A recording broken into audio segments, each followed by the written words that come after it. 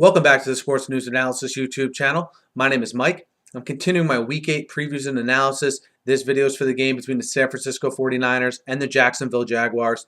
This will be the second game played in London at Wembley Stadium this season. Obviously, both these teams headed in two completely different directions.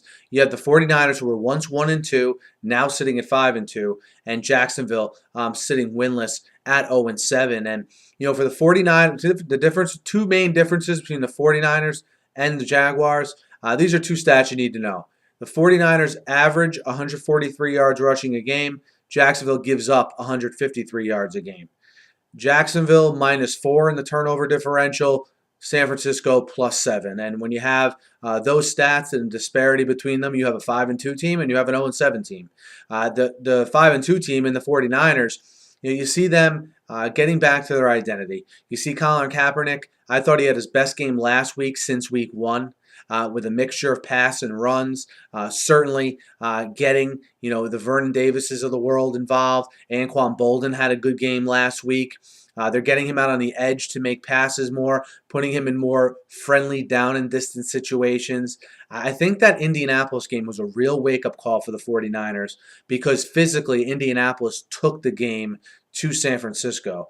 You haven't seen that happen to them since. And I think that's probably a huge reason why. I see no reason why Frank Gore shouldn't have a good game here. Maybe you throw in a little bit of Kendall Hunter and some of those other running weapons they have as well. Look for Kaepernick to do similar to what he's been doing the last couple weeks, throwing for a good percentage, mixing in some runs. Look, Jacksonville sort of threw me for a loop last week. I thought they were turning a corner with the way they played in weeks 5 and 6.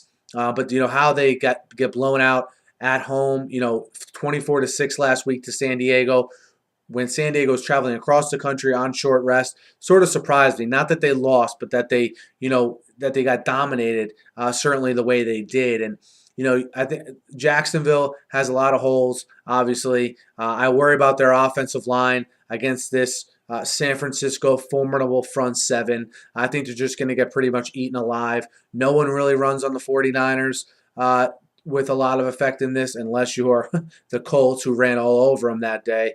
But I don't expect Jacksonville to really have a good day running the ball, and to ask Chad Henne to put this game on his shoulders in a game where I think San Francisco is going to dominate the line of scrimmage, in turn dominate the time of possession, and just the man-for-man talent. This might be the biggest disparity in man-for-man talent from one team to another in the entire league. So, Jacksonville's had a tough schedule here too. I know they haven't won any games, but they played Seattle, San Francisco, and Denver here early on. So certainly the schedule maker's not doing them any favors. But look, again, this game being played in London, I do like San Francisco in this one. I like that San Francisco went right from Tennessee to England. I thought that was a pretty smart move on the organization standpoint.